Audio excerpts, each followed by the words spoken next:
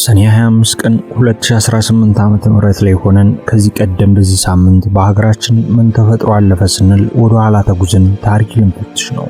የሳምንቱን ታሪክ ልንዘክር፣ ምን ተሰርቶ ምን ተከውኖ ታለፈ ብለን የዘመን ምዕራፎችን ልናከላብጥ ዛሬ የምንኖርበትን ዓለም የቀረጹ ክስተቶችን ፈትሸን እነሆ ይህ ተከውኖ ነበር ልንል በዛሬው ሳምንቱን በታሪክ ጥንቅራችንም በዘመን ኮርቻ ወደ ኋላ ተሳፍረን ሀገራችን ካየቻቸውና ታሪክ ከማይረሳቸው ታሪካዊ ክንውኖች አንዱን እናስታውሳለን።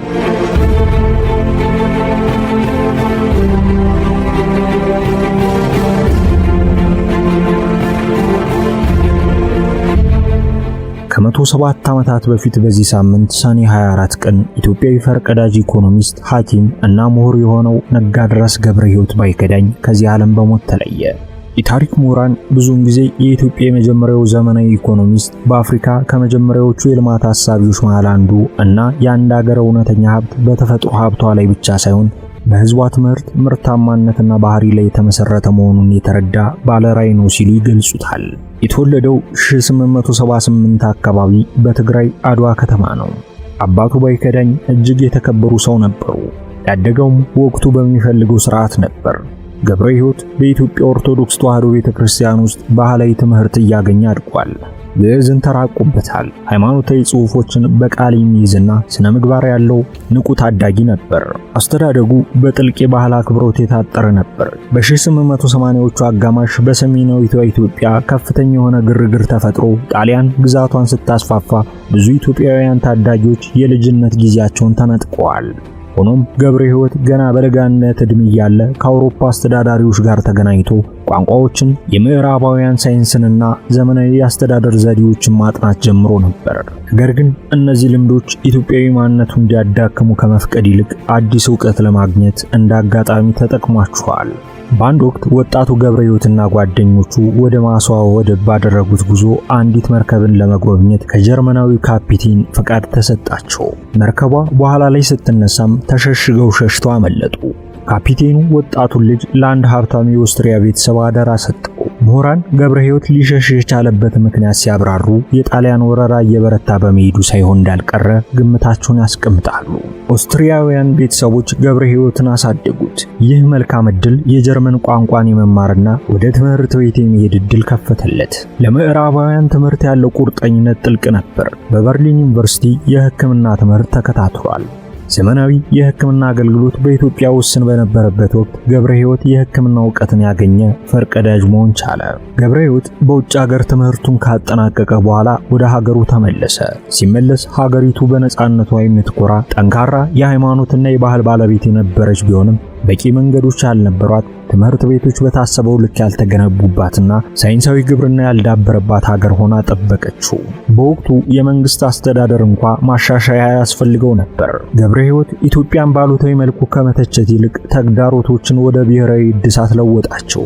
ኢትዮጵያ ከ1888ቱ የአድዋ ድል በኋላ ዓለም አቀፍ ክብር አግኝታ ነበር። የውጭ ዲፕሎማቶች፣ መሐንዲሶች፣ ነጋዴዎችና አማካሪዎች አዲስ አበባን በብዛት ይጎበኙ ነበር። መንገዶች መገንባት ጀምረዋል። አዲስ አበባን ከጅቡቲ ጋር የሚያገናኘው የባቡር መስመር በታቀደው መሰረት መገንባቱን ቀጥሏል። በዚህ ጊዜ የገብረሕይወት ተሰጥኦ ትኩረት ሳበ። መንግስትን ወደ ማገልገል ገባ። የቋንቋና የአስተዳደር ችሎታው የወቅቱ ወሳኝ ሰው አደረገው። ትዕዛዞች እንደወረደ ከሚቀበሉ ባለስልጣናት በተለየ ያለማቋረጥ ገንቢ ሐሳቦችንና ማሻሻያዎችን የሚያቀርብ ባለሙያ ለመሆን በቃ። በአገልግሎት ዘመኑም ግብርን መርምሯል፣ ንግድን ተንትኗል፣ ትራንስፖርትን አጥንቷል፣ የግብርና ምርታማነትን ገምግሟል። ጊዜያዊ ጥናቶችን ከማድረግ ይልቅ ተግባራዊ መፍትሄዎችን ፈልጓል። በዚህ ተግባሩ የነጋድራስ ማዕረግ ተሰጠው። ምሁራን የማዕረጉን ትርጓሜ የነጋዴዎች አለቃ ሲሉ ያስቀምጡታል።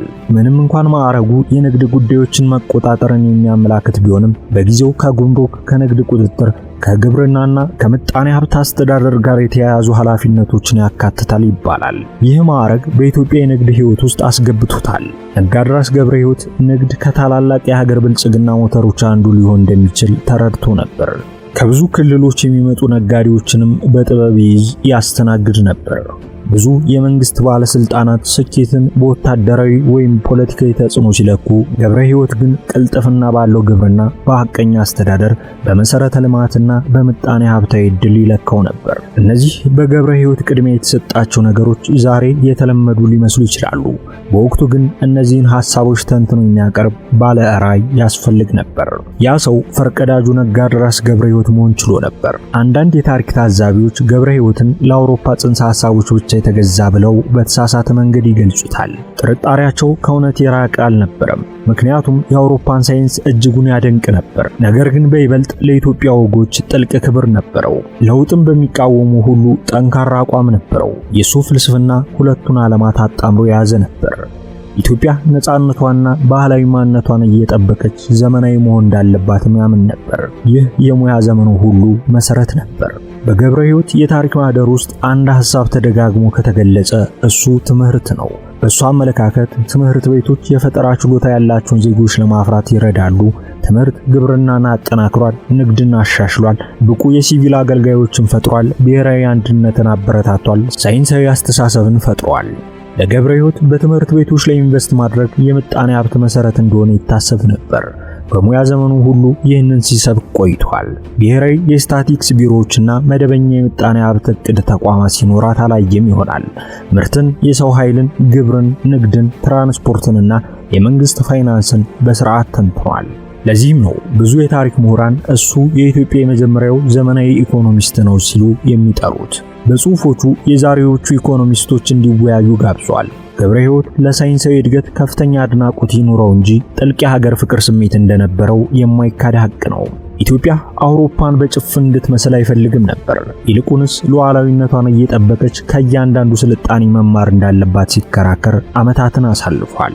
ከአድዋ ጦርነት በኋላ ጣሊያን የነበራት ኢትዮጵያ ግን እጅጉን ተዳክማበት የነበረውን ነገር ያስተዋለው ነጋድራስ ገብረ ሕይወት ነበር። ወታደራዊ ኃይል ብቻውን ብሔራዊ ህልውና ሊሆን እንደማይችልና የምጣኔ ሀብት ጥንካሬ፣ የተማሩ ዜጎች፣ ውጤታማ ተቋማትና ታማኝ መንግስት እኩል አስፈላጊ መሆናቸውን መክሮ ነበር። በእርግጥ ዳግማዊ አጼ ምኒልክም ሆኑ ቀጥሎ የመጡት ንግስት ዘውዲቱና ቀዳማዊ አጼ ኃይለ ሥላሴ ሐሳቡን ለማስፈጸም በተለያየ መንገድ ጥረት አድርገዋል። ነጋድራስ ገብረ ሕይወት ባይከዳኝ በ20ኛው ክፍለ ዘመን ከታዩ በጣም የተከበሩ ምሁራንና የለውጥ አስተሳሰብ ካላቸው የመንግስት መሪዎች አንዱ መሆን ችሏል። ምንም እንኳን ሙያዊ ሕይወቱን ገና በወጣትነት ዕድሜው የጀመረ ቢሆንም ዝናው ከሀገር አልፎ ነበር። ጽሁፎቹ፣ የአስተዳደር ልምዱና ለኢትዮጵያ ያለው ራዕይ ከኢትዮጵያ መሪዎችም ሆነ ከውጭ ታዛቢዎች አድናቆትን አስገኝቶለታል። ገብረ ሕይወት ለሀገሩ አገልግሎት ራሱን አውሏል። በወቅቱ የወደፊት ትውልዱ ስለሚወርሷት ኢትዮጵያ ዘወትር ያስብ ነበር። አጼ ምኒልክና ኢትዮጵያ መንግስትና የህዝብ አስተዳደር የተሰኙት መጽሐፎቹ በጊዜው የነበረውን ሀቅ ለመረዳት የሚያስችሉ ማስረጃዎች ሆነው ተቀምጠዋል። ገብረ ሕይወት በእነዚህ መጽሐፍት ውስጥ ብሔሮች ለምን እንደሚበለጽጉ ወይም እንደሚወድቁ በጥንቃቄ ተንትኗል። ጥሩ መንግስት ምርትን ማበረታታት፣ ፍትህን መጠበቅ፣ ትምህርትን ማሻሻል፣ ግብርናን ማጠናከርና ንግድን ማስፋፋት እንዳለበትም ሐሳቦችን አስቀምጧል። በሱ አመለካከት የመንግስት ሚና ግብር መሰብሰብ ወይም ጦርነት ማካሄድ ብቻ ሳይሆን ተራሶች ውጤታማና የተከበረ ህይወት እንዲኖሩ ሁኔታዎች መፍጠር ነው ሲል አስፍሮ ነበር። ነጋድራስ ገብረ ሕይወት እስከ 1911 ዓ.ም ድረስ አስፈላጊ የሆነውን የአዲስ አበባ ጅቡቲ የባህር ሐዲድ ተቆጣጣሪ ሆኖ አገልግሏል። ሆኖም ግን በአሳዛኝ ሁኔታ ከ107 ዓመታት በፊት በዚህ ሳምንት ሰኔ 24 ቀን በ33 ዓመቱ ከዚህ ዓለም በሞት ተለየ። ኢትዮጵያ ብቃት ያለውን አስተዳዳሪና ታላቅ ባለራዕይ ባለሙያ አጣች። ብዙ ሰዎች ረጅም ዕድሜ ቢኖር ሊያሳካ የሚችለውን ነገር በማሰብ ይቆጫሉ። ምንም እንኳን ምድራዊ ህይወቱ ቀደም ብሎ ቢጠናቀቅም ሐሳቡ ግን አላለቀም። ምናልባትም የገብረ ሕይወት ቅርስ በጣም አስደናቂው ገጽታ የምጣኔ ሀብት እድገትን ከሞራል ኃላፊነት ፈጽሞ አለመለየቱ ነው። ልማት ታማኝነትን፣ ስርዓትን፣ ጠንክሮ መስራትንና የህዝብ አገልግሎት እንደሚፈልግ አስተምረዋል። በሙስና ወይም በኢፍትሃዊነት የተገኘ ሀብት ዘላቂ ብሔራዊ ብልጽግናን ማምጣት እንደማይችል ደጋግሞ ጽፏል።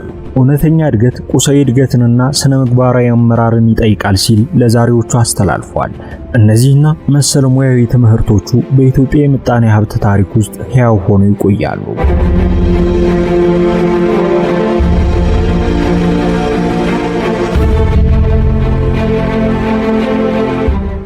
ሳምንቱን በታሪክም በዛሬው መሰናዶ ኢትዮጵያዊ ፈርቀዳጅ ኢኮኖሚስትና ምሁር ነጋድራስ ገብረ ሕይወት ባይከዳኝ ከዚህ ዓለም በሞት የተለየበትን ዕለት ምክንያት አድርጎ የሕይወት ዘመን ትዝታውን እንዲህ አስታውሷል።